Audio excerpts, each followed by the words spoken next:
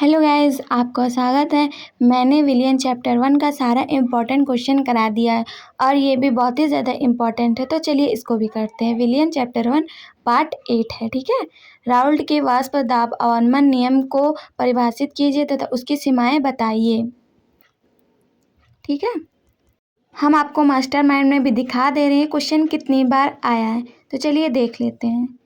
देख लीजिए, राउल्ट के वाष्प दाब, ठीक है। ये क्वेश्चन इतनी बार आया है, देख लीजिए कितनी बार आया है, ठीक है। तो चलिए इसका परिभाषा देख लेते हैं, कितना आसान कराया है मैंने।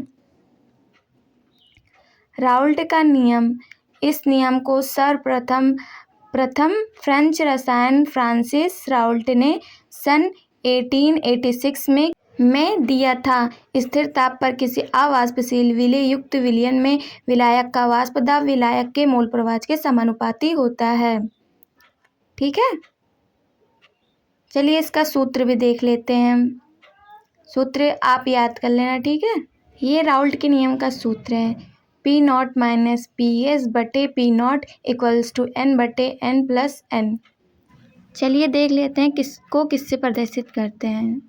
जैसे P0 को शुद्ध विलायक का वाष्प दाब, PS को विलयन का वाष्प दाब, स्मॉल n का मतलब विलेय के मोल, कैपिटल N का मतलब विलायक के मोल। इसको आप याद कर लेना, ठीक है। इसी के अकॉर्डिंग सब चीज़ें हैं। चलिए इसकी सीमाएं कर लेते हैं। चलिए राउल्ट के नियम की सीमाएं करते हैं। राउल्ट के नियम की सीमाएं, राउल्ट का नियम तनु विलयनों पर लागू होता है। विद्युत अपघट्य के विलयनों पर राउल्ट का नियम लागू नहीं होता है। सांद्र विलयन राउल्ट के नियम से विचलन प्रदर्शित करते हैं। आशा करती हूँ ये आंसर आपको समझ में आया होगा।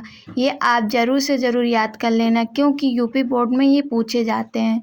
यूपी बोर्ड में क्या, हर बोर्ड में पूछे जाते हैं, तो आप याद कर लेना, ठीक है। देखिए गाइस, ऐसे ही अपना आंसर लिखना, ठीक है। चलिए मैं इसको एक बार और बता देती हूँ। स्थिर ताप पर किसी अवाष्पशील विलेय युक्त विलयन में विलायक का वाष्प दाब विलयन के मोल प्रवाह के समानुपाती होता है।